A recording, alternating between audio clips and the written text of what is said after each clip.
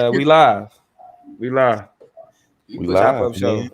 you put them on. I want to come to your house and pull you over. Right. You just don't even walk.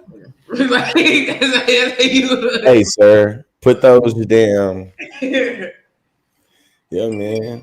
Oh no. Today is Yeah. March 15th. You know, the 15th day of the 21st, 2021 Mothers. I said Mothers. Women's History Month. Yeah. Yeah. You know, Yeah, man. And we in here live. This is the Chop Up Show. no, Y'all we're a know how little we later get than in. usual, but we live though. You know, better Elena late than is in the never. building. Shout out to Elena. Thank you for joining us. Y'all know as y'all come in, hit the like, hit the subscribe, hit the share. You know what I'm saying? Jennifer Wheeler, what's up with you? Thank you for joining us today or this evening. You feel me? And shout out to the East Coast people. Me and Toya on the West Coast, George is Central Time. You know what I'm saying? So we always keep our East Coast people up late. You know what I mean? Yeah, Jeremy man. was good with you, family. Appreciate you for joining us. Well, we'll give it a second for y'all to come on Why in and you two people lit? Why you two people lit? So yeah, far we only got everybody in the Facebook world. Shout out to Atlanta, Jennifer, and Jeremy. You know, yeah. Facebook getting it in right now. What's up, YouTube? What's up, YouTube? It may be late. We don't plan to stay too long today. We don't plan to stay too long, but it's some important conversations that need to be had. Well, one, but then you know what I'm saying. We want to hear from y'all too, because like today, we doing ask the chop up. You know what I'm saying. So questions, concerns, comments. You feel me? Love, appreciation, all of that. We giving y'all the opportunity. You know what I mean, to just go ahead and express that. Y'all gonna be a part of the show today. Shauna yeah. K. What up, Sean? We finally had somebody from YouTube tap in. What's up, Jade? I see. Say Jade said they going to the tube. Yeah, see what's cracking over there. Jeremy got his first vaccine shot today. George got his vaccine shot. Well, we gotta say it like Jeremy said it. Tippy tie, tippy tay. I got my first vaccine shot today. Shot today. Your fingers got to be together like this. Good. Tip it Hey, tight. Tip it tight. I got my first vaccine shout shot out to today. you. Shout out to you. Lee, you did too, right? Yeah, I got my vaccine shot today, man. Got vaccinated today, man. You know. They got chipped, y'all. They didn't chip my boy. I'm next up for the chip on Thursday. Man, they putting these nano Trying to be able machines to in my move family. around. Yeah. Hey, I feel like this time it was like because they gave the vaccine so how they gave them out, where it was just like shit. Anybody want to take it? We're gonna give it to you. We ain't gonna take your race down. We got these vaccines right here. I feel like if I had to sign up for it and take my race and all that shit, I would have been like skeptical. But it's like shit. We got these vaccines. Sign up for the vaccines. Man. Yeah, ain't nothing wrong with it. It makes sense to me. But you know, hey, My process need to be for me to be able to see you and hold on to you the next time I'm in the same room with you. Whatever you need to do to make that happen. I don't whatever. do it. We love it. My son came in here. Hey, son. What up, Zane? What up, Zane? Zaniac in the building. I ain't said what's up. I don't know why y'all just sitting on the screen. Get your Twitter fingers moving. Yeah. Facebook fingers moving. Let us know you in the building. Let us know where you coming from. We're gonna get it going in just a second. Yeah, now remember, Yeah. you know what I'm saying? If you don't want to sit on Facebook, you can go to YouTube at the Chop Up Show on YouTube and at the Consciously on YouTube. We are live on both those channels. Baby Oku, what's good with you? You know what I'm saying? Is it just me podcast? Hey, I seen Is It Just Me podcast over there at the Solar Vision Debate League too. So shout out to her. You know what I'm saying? Absolutely. And Jada said she getting herself chipped. Let me stop before they actually kick us off. This is all satire. Like this is all satire. I do not believe that, you know what I'm saying, vaccines do whatever. Because if y'all Nemo's an anti-vaxxer. He believes that the coronavirus was started by 5G towers. He was one of those people. He's one of those 5G tower believers. Look, you gonna know soon enough when them 5G towers activate them nanites in your system to turn you into a completely different nigga. But we gonna be able to see. We gonna know. Infinite Blink, what's good with you? Oh, YouTube conspiracy theory shit type shit. Shout out to everybody. And shout out to all the graduates of YouTube University, man. Yeah. Hey y'all, we got Jamaica in the comments. Shout out to Diana. Diana, thank you. Shout out to Diana. Appreciate you. This thing was going down. Hey, Diana, how y'all feel about that vaccine down there in Jamaica, man? What's the word down there in the island about this old vaccine, about these vaccines, Moderna, Pfizer, Johnson Johnson, Right. Johnson Johnson. Well, Hey, look, let me know when y'all ready to get it rolling. yeah. Well, we can go ahead and get that in again. And Diana said this is her first time here. Thank you. Welcome to the Chop Up Show. Be prepared to be entertained and educated at the same time. And in the We call words it of entertainment, baby. My bad. I'm sorry, Damo. I beat you to it. I'm sorry. I fucked it up. You set it up smooth, and I jumped into it. It's cool. Let's get it in. We got to start the show that we always start the show. Let's Me, my guys, we really live. Lord, forgive me, pay my tithes. Please don't have me reach inside. And that's in the console. Keep the semi when I ride. Lit off Henny when I drive. In the city, we gon' slide. Bet I be there pronto. What up? It is your girl Toya G. It's another Monday night. Specifically, it is March the 15th, 2021. And this is the Chop Up Show. I'm glad y'all are with us tonight. You know, this is about to be an in and out operation, a little bit surgical. We got some business to talk about, but we wanted to make sure we tapped in with y'all like we always do on a Monday night to get the vibes up, to make sure we're pushing each other through the week. But I'm not by myself. Who else I got with me? Hey, we got the exhilarating George Lee, aka Conscious Lee. Don't forget the Lee. GeorgeLeeSpeaks.com, man. If you want to look at any of the booking, we also got some new merch on there too. You feel me? It's looking good too. Y'all make sure y'all check it out. It's something real, a whole lot of spring merch. Got women's cut, tank toppy type. We got your t-shirts going on. We got mugs, all kinds of stuff. Go check out GeorgeLeeSpeaks.com. There's really a lot of nice stuff on there. I can't wait to get my stuff right for the springtime. But who else on here? Yes, I am the political plug. Yes, I don't have merchandise, but if you would like to get information, if you would like to be dressed mentally in ways that will empower you, follow me at the political plug on all social media sites. This is the Chop Up Show. Let's get it. Indeed. And make sure y'all stay tuned for the Chop Up Show merch because we asked y'all. We said y'all want to rock some shirts. Y'all want to put on some gear to make sure you chopped up and never slopped up. So stay tuned for some of that. Also, that's going to be available to y'all here coming up in the springtime as well. It's about to be a nice show. We are going to check in with y'all later on down the month and wrap up Women's History Month in a very effective, beautiful way. We also got plenty of political chop to talk about as we get to Biden's first 100 days. And we also got some demi business to talk about, but we're going to do that a little bit later in the month. So y'all make sure y'all come back and stick around for some of these other episodes. But Conscious Lee has been on the same Twitter and on the same Facebook and on the same from heaven. You know, and so I think we want to slide in and talk to y'all a little bit on some snapshot type business about we're gonna call it. I mean, we ain't gonna call it that, but this is another segment here on the Chop Up that we have a family business, right? We get into dynamics of this. And this is family business. Yeah, we go ahead and run with this that. Is for the family that can't be with us. Yeah. Hey, check this out though, man. We know that there's been a lot of conversation and dialogue surrounding how people values and how people, I feel like, oriented towards parenting and towards trying to raise some kids, man.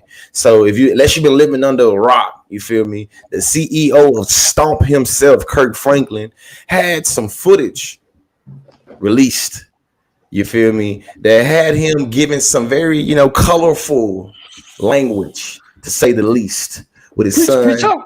With your bitch ass and telling him don't disrespect me like that, and the son was out of line too. You feel me? Like the way that he talked to his daddy. You know what I'm saying? Shout out to my old man George Lee Senior. My daddy. They both was out of pocket. You feel me? Both was out of pocket. You know what I'm saying? Yeah. Oh yeah. Two adults just really out of there. You feel me? I guess y'all see how I feel about it though. So I'm curious though. Just before we get into the actual conversation about trauma and shit, what was y'all initial responses, initial reactions, I should say, to hearing Pastor Kirk Franklin, may the leaves from heaven stomp, talk to his son with your bitch asses? Plug. Man, I'm gonna be for real. I grew up in the church, and I know how church people get it in. Not surprised. It's Kirk Franklin. You feel me? Like, mind you, when we talk about like Christian folks, especially like black men, there's a very similar story. The way that they was convinced, you know what I'm saying, how their spirit was touched is what took them out of the streets, right? we all know when we had a conversation about being taken out of the streets, Mhm. but the streets not being taken away from you. Mhm. You feel me? Like, hey, it's like you said, CEO is Stomp. This is Mr. Preacher. You know what I'm saying? That energy can go both ways. It's a duality. You know what I mean? And so, you know, the energy that we get on Sundays best, you like that the electric personality and So let me ask you this, though. just Did the tone. you agree or disagree? Did you agree with how Kirk Franklin handled the situation? Did you see it was problematic, or did you see like, oh, I can see that. That makes sense. That's really what, to me, that's been more of the juicier conversation on Twitter. But see, this is the thing about agreeing and disagreeing. Like we say, that's family business. You know what I'm saying? Like, I can't really pick. I guess in terms of how he came at him, how he was talking to his son, I have no problem with that. Like how he was talking to him, I have no problem with that. Like that's, you feel me? Like the static was flowing both ways. You feel me? Like it's like, hey, that's how like parent and you know, my son is still, he ain't even 6 months old yet, but he be grunting in particular times where I'd be like, who you talking to? You know what I'm saying? So Dominic, they mean nothing. like, I'm just saying, you feel me? If I'm like, hey Huey, and you and he kind of makes a noise and give me a look, yeah, we nipping that in the bud right now, pimping. You gonna learn. That's a reason why I don't do that to my. You know what I'm saying? So it's like, you feel me? We can't really speak to how a parent would respond when their child is speaking to them in a way that's like, hey, you talking to me like you talk to them niggas in the streets. If that's the energy that we own, then shit, I'll meet you there. I'm your daddy. I wipe your ass. I'll meet you there. So I don't think there's nothing wrong with it.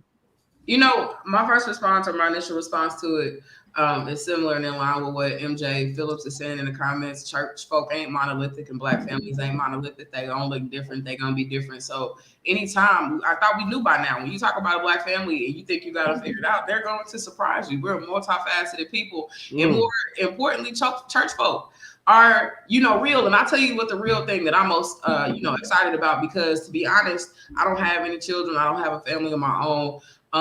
And I wasn't talked to like that as a child. But at the same time, I'm excited from the perspective of a Christian that there is a normalization and a humanization of the faith. You know what I'm saying? And it's interesting that, you know, superstars and megastars are the ones who have to go through this. The pastor of Justin Bieber's church, one of the churches out here, or was it the Hillsong Church? I forget, but he was just majorly embroiled in. It was Hillsong. It was Hillsong in you talking about Hillsong in New York. Yeah, it was just majorly involved. You know, he was having an affair, and it was this big blow up, and so this mega church, you know what I'm saying? Like, had just a real confrontation with things like infidelity and what that looks like in 2021. Not the version that, but that ain't new at all either. Well, not the version that has been, you know, talked about and you know, propped up. It's just people living real life. You know what I'm saying? And so more than anything, I mean, I think it's somebody who, you know, hate to be cliche, definitely got a relationship with God, identify as a Christian, identify with notions and interpretations of salvation. That's definitely the vocabulary of my faith, but spirituality, as opposed to being more religious about it, is definitely the plane in the lane that I'm in. You know, seeing kind of the way that the church, and even as an American cultural value, religion holistically, whether it be Judaism or Islam or Christianity, or anything like that, this nation has changed in terms of so I'm excited to see a humanization of faith. You know what I'm saying? Because I think faith has its place in the world. Who am I to tell you what to believe in and where you're going and what you're doing? Just as people look to anchor themselves in something, I'm actually excited to see more and more examples of people being normal and acting normal in relationship to what they believe in. Like, I think that was exciting. So I like it. And a lot of the comments and the feedback under the post is, you ain't got to apologize to nobody because, you know, that's you talking real. That's real. People. Yeah. So I'm liking the response to it. And before you take it back real quick, George, let me say this. The son leaked the conversation. Like that means something. You know what I mean? Like we say, family business is family business. You know what I mean? Like we have beefs and whatever, but what spills out into what everybody else knows and understands about us, like that's on whomever. And so really, I mean, one of the memes I've been seeing is Kirk Franklin's son leaked the video or recorded him being called a bitch ass nigga, and so far evidence proves that is absolutely correct. Like, I mean, yeah, hood terms definitely. Nigga terms is like, yeah, what you did would definitely qualify as bitch Bitch ass ass nigga, nigga this, that, shit. and the other. But I Yeah. will say, you feel me, to keep the conversation going.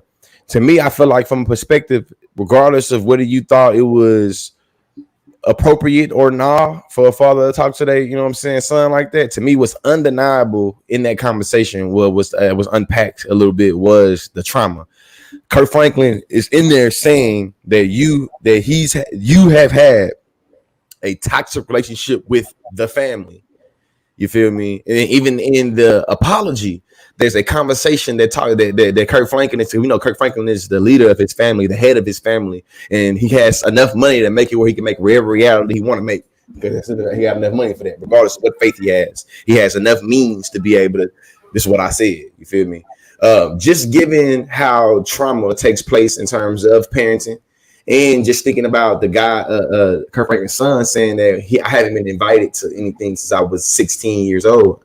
Yeah, I'm 33 now, but there's a lot of trauma I feel like he's trying to speak to. Like, what do y'all think us as a part of the media, as people that make tweets and people that make TikToks and Instagram, you know what I'm saying, posts, what do you think I feel like our role is in terms of speaking to or being able to unpackage how we all have trauma with our parents, or we all relive childhood trauma? A lot of it come from parenting. Toya? I mean, I think we have to kind of find and walk the fine line between knowing and understanding what is probably most healthy and best for certain families, but recognizing that ain't no family. It's a square. What is it? A square peg trying to fit into a round hole. You can't typify families, and we don't know. We can't look at police brutality videos and be like, we didn't watch the whole thing. We got to see how it precipitated here, and I say the same thing about situations like this. He can say, I've been traumatized for since I was 16, and now I'm 30 something, and still don't have free reign and access to my family, and I've been pushed out, and this is toxic. But the question, at some degree, at some point, will always be, well, what was your role in that? Now, some people will respond to that and say, a parent is a parent, and this, that, and the other, and this, that, and the other, and whatever. And that's where we go to you not having control and determining what's happening in other people's houses. You can't. Trauma is created and it's real. You can't project trauma on the people in their situations. You also don't know the backstory. It's just a whole lot of, as people who tell the news and respond and talk about what's going on, it's just a whole lot we don't know, and you have to be honest about that while you try to render judgment on what you hear immediately. Yeah, I think that's the and it's, I'm gonna bring cancel culture into this because I'm on a mission to prove that we need cancel culture, but not for the reason that people think we need cancel culture. And what I mean by that is that, like, this is not an instance, right? Because ultimately, this is the question. Well, Kirk Franklin, is he canceled? Like, that's because that's the next step, right? But these aren't the things that cause us to cancel people. Like, one video or one soundbite of an argument between a father and a son, right? We talking about like literally, this didn't happen since he been 16 and all of this other shit. And well, you didn't had a contentious relationship with the family, all this other. That's personal politics that the world really shouldn't even be invited into. But because of our celebrity culture, we feel like that's something that we got to kind of describe and speak to. But ultimately, it's like there is no claim or judgment that can be made on the relationship between Kirk Franklin and his son based off of that clip, because it's too much shit. Like Toya said, we just don't fucking know. So it wouldn't even make sense for us to try to draw conclusions. The only thing that you can say is, well, do you ever talk like that to your child? Or do you ever talk like that to your parents? Is that shit ever acceptable? That's a conversation that can be had, right? But outside of that, it's like shit. I mean, if you feel like, oh yeah, like it's a line that's been crossed or whatever, and then when it's a personal conversation that gets leaked to the media, that's we operate in two different worlds. We shouldn't even really be talking about this. It shouldn't even be us. That should just been left between them. But the reason why we talking about it is because somebody made it a reason and an initiative to make this a public conversation when it shouldn't have been. And that should play a bigger role into how we understand how this conversation is being had. Two things, and this is a lot of based on what Damo just said. One, it's all about the spin you can put on something when you know something can get somebody in trouble, right? So, the same way we look at some parents, I know people, my friends and their mama, they cuss with each other. Woo, woo, woo, yeah, that bitch, whatever. They can just, that's how they talk. smoke and drink with their parents. Woo, woo, woo. It's different lines. And so it's real opportunistic for maybe that's how they talk. That's how they communicate. And maybe it's in anger, but after 16 years, 15, 16 years of talking to each other like that, maybe, and we got to figure out the spin of it. I catch you this time and bust your ass because I'm sick of you. We've been talking like this. This ain't new news. I'm complicit in it too. I talk to you crazy. That's how we do. But this time I know that I'm sick of it. And now I know I'm gonna get your ass this time. So this time I'm gonna be angry, I'm gonna be upset, and I'm gonna go ahead and try to get your number by putting it out there. And here's the second thing: in situations like this, where you literally there's no wall broken, there's no reason for an expose on what you and your daddy is going through. This is literally opportunism because there's nothing to gain besides sympathy, and there's nothing for him to lose besides some fans or some respect. So you sharing this really just to be messy, and I think that's where I don't respect it. You know what I'm saying? Some stuff get leaked. Family That's what it was. Because it's like physical abuse, and that's because a child is involved in that. But you 32 years old, dropping videos of you and your daddy cussing each other out and there's nothing criminal about it. There's nothing material to be lost or gained. There's no justice. Right. You just want the feeling and the sensation of being like, I put your shit on the street.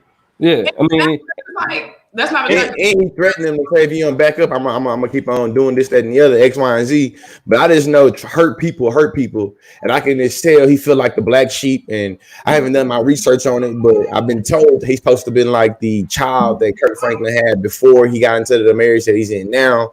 You know what I'm saying? So X, Y, and Z. To me, I feel like I'm trying. I guess, and it's I feel like be a contrarian a little bit. Definitely, I know what I'm saying, and kind of how I'm looking at this right now. But it's just like in my mind, I know that when you have dysfunctional families and you have like toxicity in the family that's been normalized, 9 times out of 10, in order to have that accountability for what then went down in the family, you got to go outside the family. He 33, Infinite Blink. He 33. He is 33. He is 33. But me just thinking about it like shit, 33, and it's your daddy, Kirk Franklin. You is 33 though. You're grown now. You older than me. I'm 30 years old. You feel me? And it's like certain shit I'm not finna hold it. I'm gonna go to a therapist or a therapist. I'm gonna go to therapy or a therapist with my daddy. Goddamn. And I think like shit. It is with like nigga. Yeah, nigga. I'm not finna take up no. I'm finna take up my therapist first, and then I deal with your ass, nigga. But I also think as we move forward, you know what I mean, with the conversation, I also think that like this whole thing about how parents should talk to their children and, you know, traumatic situations. He 33. He a grown man. I'm gonna talk to you like a grown man. And if you giving me the energy of a nigga off the street, I'm gonna respond with the energy like I'm responding to a nigga off the street. Now, it's a lot to be said about how black kids are raised and what was considered acceptable at the time when we was raised. I was raised in the 90s and early 2000s. I'm a millennial, the older end.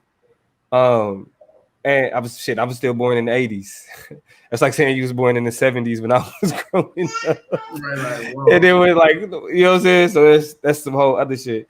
But it was my mom and I, we have a lot of conversations, and it's a lot of instances where she's like, you know, she had my sister when she was 19, she had me when she was 21, and then she ended up having like 5 kids total. So, you know, ultimately, it's things that she looks back on now and like, you know, it's I could have did this better. You know what I mean? I could have communicated better. I could have been more involved in certain instances. And so it is important to understand how we are raised and the trauma that our parents dealt with, especially as black people, kind of translated itself to how we was raised. But I do think it's unfair to say that what transpired between Kirk Franklin and his son causes us to have those conversations. Because it's like, yo, that's a grown man having a conversation with his grown child, and his grown child has already said that barrier I don't give a fuck about. You know what I mean, like it's certain things I don't do. I'm not gonna cuss in front of you. He said, yeah, I mean, he definitely said some disrespectful stuff on the phone. He definitely, like, you know what I'm saying, like, oh, whoa. I think, you know, and what the other side of this that I want to be mindful of and sensitive to is that there is no statute of limitations on feelings, right? We keep saying he's 33 or whatever, and you know what I'm saying? Like, this is somebody who, and we've used the phrase hurt people who is really going through some things. I think going through it that I'm talking about is to the extent that you elevate it to people who can't do nothing for you. It's the same logic that I use for not tweeting like my whole life, or getting on Facebook and telling my whole story. Because, I think there's a meme that I seen a few years ago. It's just like while you posting yourself, like, what I'm saying, I'm going through, I'm traumatized. And I think it was a picture of somebody who looked like they were like about to self-harm.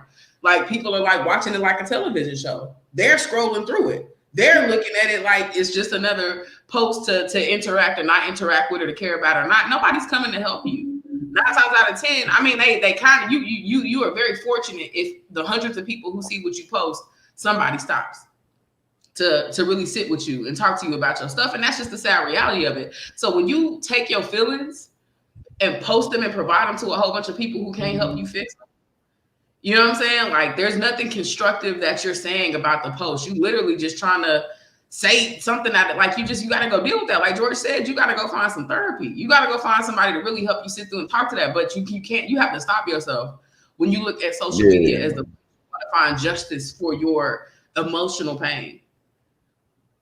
Damo, you muted. But that, yeah. Real quick, we got a guest. We do have a guest. Baby Huey. Baby Huey in the place to be. Baby Huey in the building. Young Hugh Bay. What's up, man? Yeah, he wasn't having it. He said he had to be a part of the conversation. So I brought it. And look, we talking about traumatic parenting. Yeah, hey, talk about traumatic parenting. Huey had been home for probably like 3 days. And me and one of my siblings had gotten to an argument about a situation with my mama, right? And I mean, it got to the point where, because there's some things about our childhood, again, it's family business, but her and I had a different perspective on some things, and it frustrated me. Her perspective frustrated me, and it kind of turned into an argument. Whole time, my son home for 2 days, I'm at the top of my voice yelling. My mama ain't even heard me like this in a while. He sleep the whole time. Don't wake up. Don't move. Don't look up. Nothing. Like, I'm yelling at the top of my lungs. I realize, like, wait, I got a child home. I look over. He knocked out. Mm-hmm. I think I didn't kind of train him. I don't know what it is. Like, my voice is just me talking loud. Like, it's like me talking loud or whatever it is. Like, my boy is he like shit. My daddy voice, I know that. You know what I'm saying? So then if I done traumatized him, he desensitized to the angry black man all fucking ready. You know what I'm saying? So shout out to Hugh, man. But yeah, Robert Ali, how you feeling? Man, I think that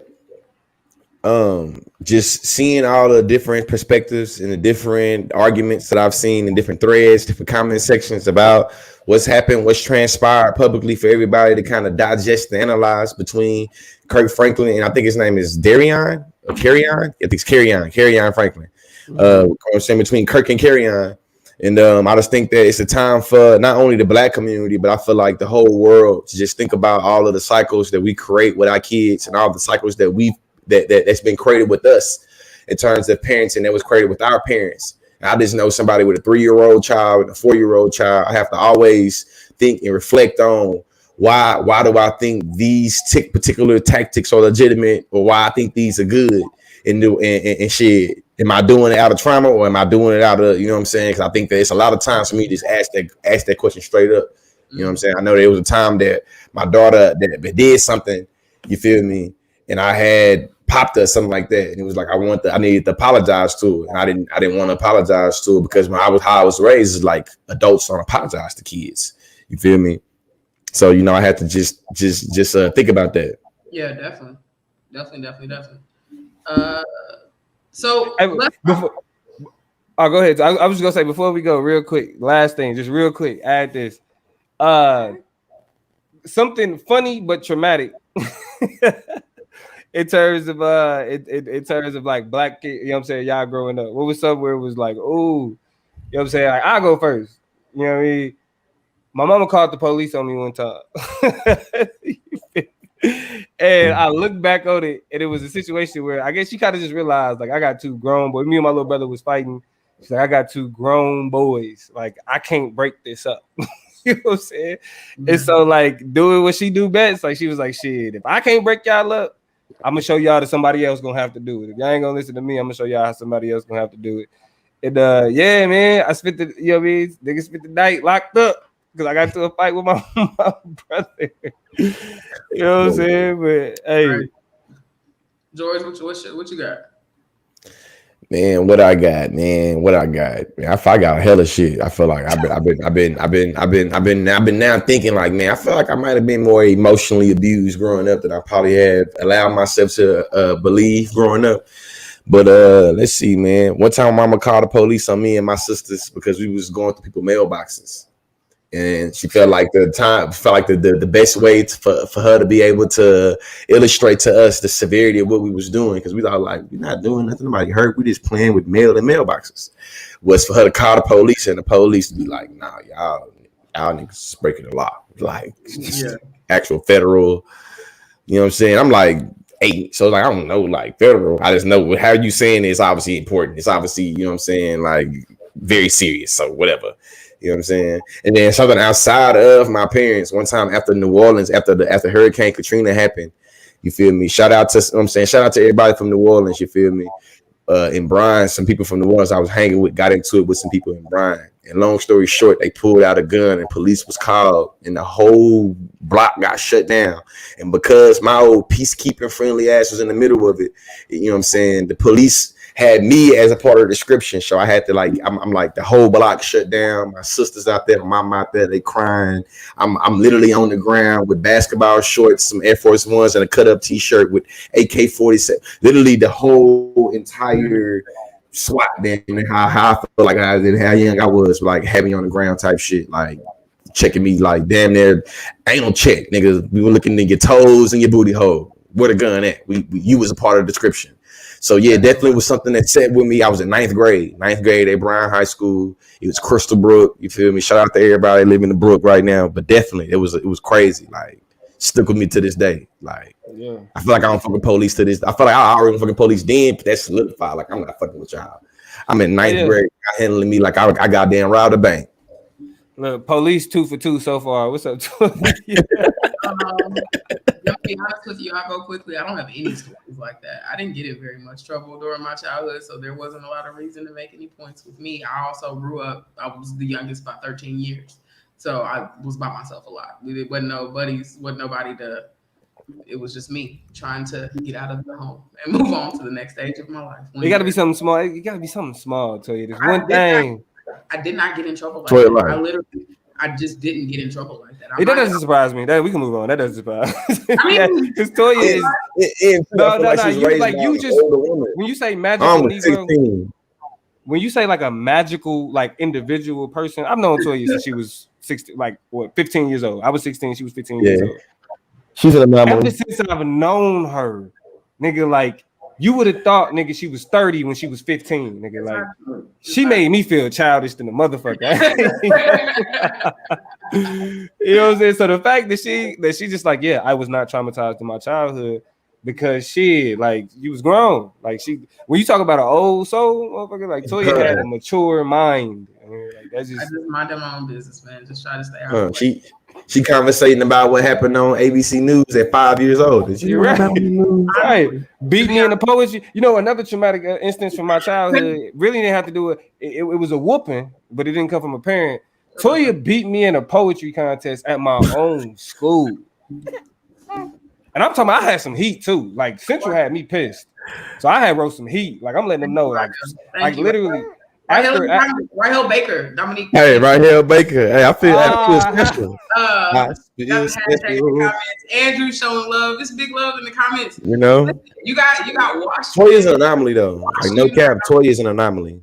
I'm really not. I just in the mix, but out the way. That's been the motto since I was a young child. In the mix, but out the way. Well, I've been in the way my whole life. That's my nigga, man. Tell you, that's a day one right there. You're stupid. Day one. Hey, man, shout out to Kirk Franklin. Shout out to his whole family. Hey, I really am hopeful for peace, hopeful for reconciliation, but at the very least that, you know what I'm saying, they able to keep their business in their house because that's how I roll. You know what I'm saying? Keep your business in your house. And as long as, I ain't going to say that. Just keep your business in your house. But I think that is the conclusion, though. Keep your business in your house. Regardless of how you feel about parenting and everything. And then we getting rid of Huey. He about to get fussy, so y'all say bye to Huey. Bye, Huey. But yeah, regardless of how y'all feel about parenting, keep your business in the house. Family business is family business. I know how it go. Indeed. Indeed, man. Really good. So like we said, we was gonna keep, yeah, we was gonna say we was gonna keep this a short one, but to go ahead and end this out, we do want to open it up to the chat, and this is Ask the Chop Up.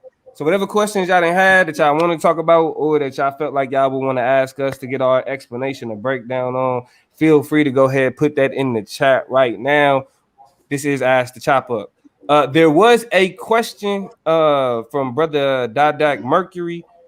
Shout out to the brother. He said, "What y'all think about the Grammys this year? Women swept the awards this year. Not only did women sweep the awards, Nas finally won a Grammy. So women, but a man won a Grammy. Yeah. Dumbo, ladies and gentlemen, Dominique Baker. That was crazy, but hey, something that I seen that was dope though, that I ain't watched the Grammys, but I seen people talking about how though Beyonce made history with the Grammy that she won, she was trying to make it more about Meg, and everybody thought that she was annoyed that people was trying to that the people at the Grammys was trying to like put her in center. And Beyonce wanted to make it about Meg. And I thought that was dope just to see that and hear multiple people say that. I don't know if that's true or not, or that's people's interpretation, but I feel like that was dope. You know what I'm saying? Hey, 28 Grammys, and then Meg gets her first 3. That's definitely, you know what I'm saying? Yeah, but three on one show? Yeah, Meg got 3 last night. She got don't get me wrong, but I listened to like the whole NPR breakdown of Grammys. 3 though? Damn. Shout out to Meg, man. To talk about Brother Dadak's comment, the 4 women who really ran the Grammys this year was Meg, Taylor Swift, Billie Eilish, and who am I forgetting? Meg, Taylor, Billie Eilish, and y'all jump in the comments. Tell me who's the 4th woman that Beyonce or Adele? Nah, it was. I seen people on Black Twitter too talking about like, hey man, from now on, don't say I don't deserve the award if you ain't gonna give it up.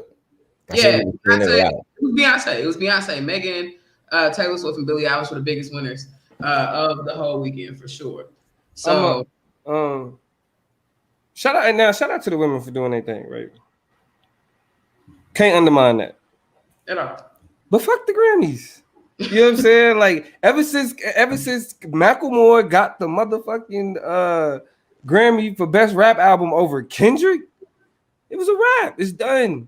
And that's why even and I brought up Nas to say like that was like they owed him that. Like they're trying to do the quote unquote right thing, right? Showing love to the sisters, and then giving artists that deserve it, they do, right? Nas should have been Meg got best new artist, best hip hop, and best collab. And as we talk about this, y'all, again, this is Ask the Chop Up. So any other questions? And we're gonna I see a question about blockchain, and we'll get to that next. But I'll just say this real quick. So it's like I hate to say fuck the Grammys when it's like, oh, sisters ran, you know what I'm saying, or sisters and women, as you know what I'm saying, did they thing. But at the same time, it's like we got to remember that like our criticism of these people is still valid. Like we can, a blind hawk could find an acre. You know what I mean? So it's like they can get some shit right when they supposed to. You know what I mean? And it's just like you ain't supposed to get credit for something you were supposed to do. The issue that we have with the Grammys is the amount of times that people that deserved it didn't get it. You can't make up for that. You know what I mean? Now, because pandering can work to our advantage when it does, but at the same time, that doesn't alleviate the criticism. So yeah, fuck the Grammys and shout out to everybody that won. Well, all the black people. Both can be true, Damo says. Lil Baby, had a performance on that thing that a lot of people were talking about as well. The Bigger Picture, he performed that song, and I think was maybe that they're arguing it's one of the most riveting performances of the year. Did anybody watch that performance? It was actually, I would encourage y'all to go take a look at it. I don't know how y'all feel about it. Huh? You check it out tonight. Yeah, but it was very high production. It was a whole lot of explosions and police cars and people and actors or whatever. It was a really interesting, I think, approach. I mean, it speaks to a lot of, I won't say where the Grammys is at. Like, I want to give him a bunch of credit. It was his song. They just had to make enough sense to let him perform it since it was such a big one. But Something else that was of note of the night was that performance and the bigger picture. So, something interesting to talk about. Go ahead and talk about blockchain because I don't know nothing about it. So, I don't know nothing about that. Like, so blockchain. So questions. let me put the questions on the screen so people know what we're talking about. Because that was Infinite Black or Infinite Blink. Excuse me. Any opinions on blockchain? My opinion on blockchain is that like I was always hip. Because blockchain is the technology utilized for things like Bitcoin, cryptocurrency. So the technology that they use to create cryptocurrency is blockchain. And ultimately, like George, we kind of familiar with blockchain from back in the day because it was the Silk Road. It's pretty much how people bought pounds online by using cryptocurrency. And so the white people that me and Damo and Toya, the white people that we was around in the early 2010s, they was already hip to the black market and cryptocurrency before it was a thing, and they was doing all type of illegal shit. It's one of the reasons why all three of us are so passionate about racial injustice the way we are, because we seen white people be able to goddamn internationally smuggle drugs on the black market throughout the country and just get away with the shit. And we know, and all three of us know individuals that are doing goddamn football jersey numbers behind doing something way smaller, way less money, you know what I'm saying? But shit, we'll say that talk for another episode though, Now, I will say this. In terms of its rise and all of that, this is it's a lot of people that talk more that are more in depth about it. So I'll definitely tell you, you know what I'm saying, do your research and all of that.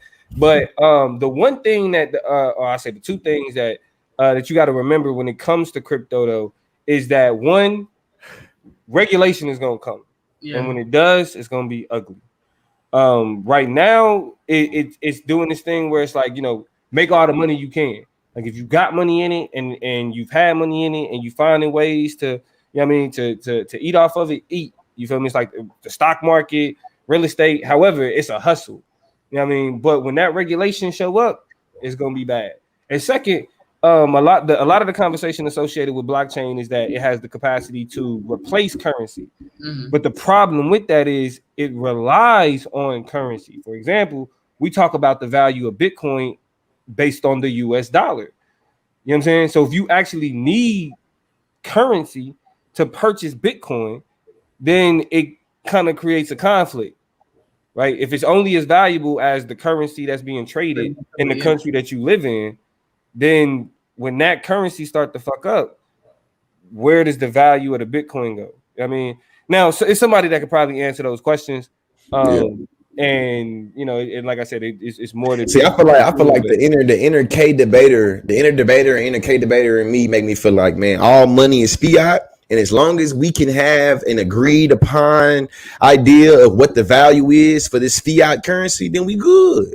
So even if we do away with the actual material dollars of like $20, this, that, and the other, and we still looking at Bitcoin in terms of its monetary currency, and we still putting it in value, like one coin of Bitcoin is worth $40,000. You know what I'm saying? It's like shit. We all can still agree on that. Then we moving around virtually. That's what I'm saying. That's how I see it. And then because I've been playing around with the stock stuff, I see it where other companies like Tesla accepting Bitcoin, specifically cryptocurrency, it makes it where it starts legitimizing and create more credibility for this type of currency. And now shit, well, it was like 2.5 months ago, I put $200 in some Bitcoin. That shit was like 268. You know what I'm saying? So it's like shit, man.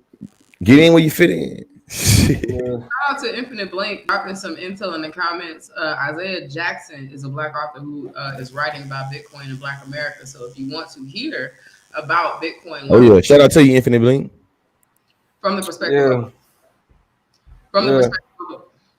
Go ahead. Oh nah, go ahead. I was just ad-libbing. No, I was ad-libbing. I ain't. You know the knowledge about the Bitcoin stuff. You can finish rounding it out. Unless we got another comment to jump into the to ask the chop up. If y'all want to drop another question, if not, we can go ahead and dip out. Definitely just wanted to tag in with y'all and talk real quick.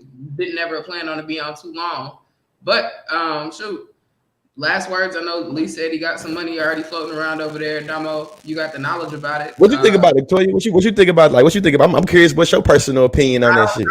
Things that I can't, don't have a vocabulary for. So because I can't sit with confidence and talk about big, and I can't construe. It's just something I haven't been able to wrap my mind around. I'm just not attracted to it because I don't have the lexicon for it. As I listen to different people discuss it, that's why I'm just like, take it away, because as I listen to more people talk about it and hear about the viability about it, even knowing that, I mean, I've been knowing that Black people are a part of it. It's nothing that Black people don't touch or not in the mix of, even if they're not running it. I'm interested in like the Isaiah Jacksons of the world that are writing about it and really piecing it together for what it means for Black people. But I just don't know enough about it to be like yes or no either way, you know. So that's why I really don't have a big stake in the convo. Hey, Bitcoin in Black America, he done planted the seed. I'm definitely gonna check it out. Shout out to Isaiah Jackson. Shit, I might end up doing as a matter of fact, be on the lookout of a consciously video about Bitcoin. There we have it. Well, shoot, y'all vibing in the comments. Y'all have been great, kind of talking to us and tapping in on talking about Black family business, Black family trauma with the Kirk Franklin situation, as well as just talking to us a couple of things to talk about and pull from on this. We're not gonna hold you. We got some more stuff coming up these next few Mondays, so make sure y'all stay tuned. Make sure y'all stay tapped in. Y'all know what it is. It's the Chop Up Show. We're doing some good things, so catch us everywhere: Spotify, Blog Talk Radio, iTunes, all of those things. We're gonna make sure we keep you some comments, some content coming. Also, the Instagram. Don't forget about the Twitter. The Chop Up Show. Just type that, Google that, and follow everything that comes up under that, and I think you'll be in good shape. Yeah, we do have the advantage of like if you just put the Chop Up Show in Google, like that shit, like we pop right up. You know what I'm saying? We dictate the Chop Up Show on Google. So I don't know how we got that search engine optimization, but that shit shows right the fuck up. So shout out to that. But y'all know how we do. We're gonna end the show the same that we start the show. We see y'all next week. This is the Chop Up. Me, my guys, we really live. Lord, forgive me, pay my tithes. Please don't have me reach inside. And that's in the console. Keep the semi when I ride. Lit off Henny when I drive. In the city, we gon' slide. Bet I be there pronto.